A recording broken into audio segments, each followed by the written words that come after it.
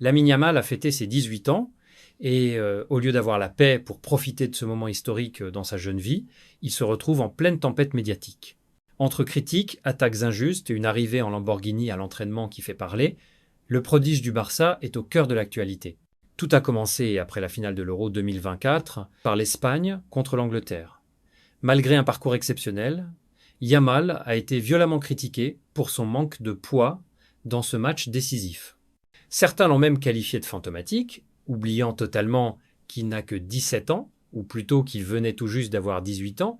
Le 13 juillet, Yamal a célébré son anniversaire, mais sur les réseaux, la fête a vite tourné à la polémique. 18 ans, mais déjà la cible de toute une nation. 4 fans espagnols lui reprochent d'être trop médiatisé, trop protégé par le Barça et la presse catalane. D'autres pointent son style de vie et surtout son arrivée à l'entraînement qui a choqué tout le monde.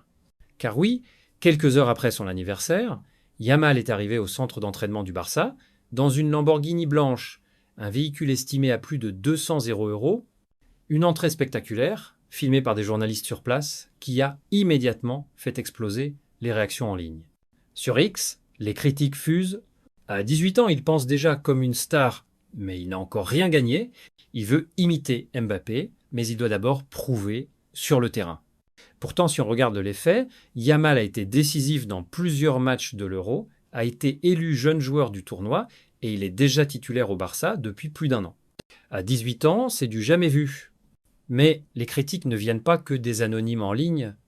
Gont Tomás Roncero, célèbre chroniqueur espagnol, a déclaré que Yamal n'est pas encore un joueur capable de porter une sélection, ajoutant qu'il faut le laisser grandir, mais sans le gonfler artificiellement. Une déclaration qui divise fortement.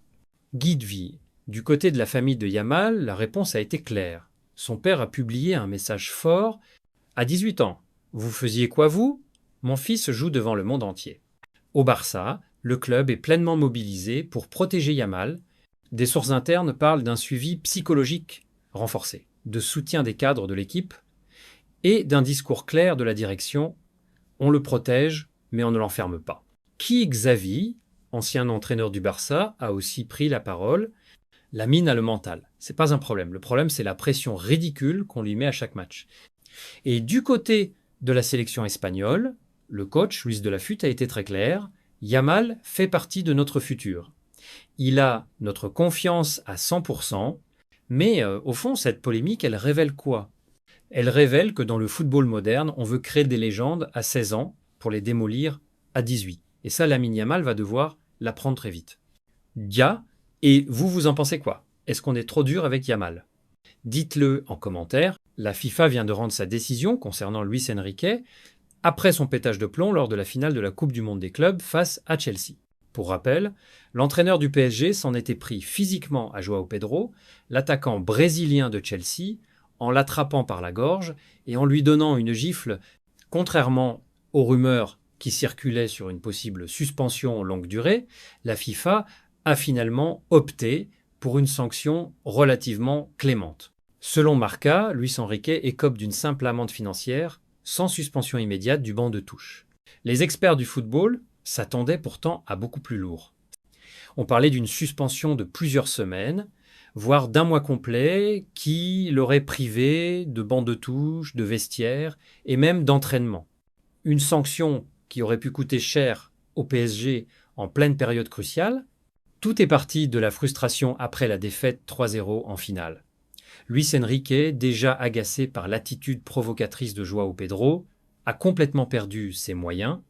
Il a fallu l'intervention rapide de Presnel Kimpembe et de son staff pour le retenir.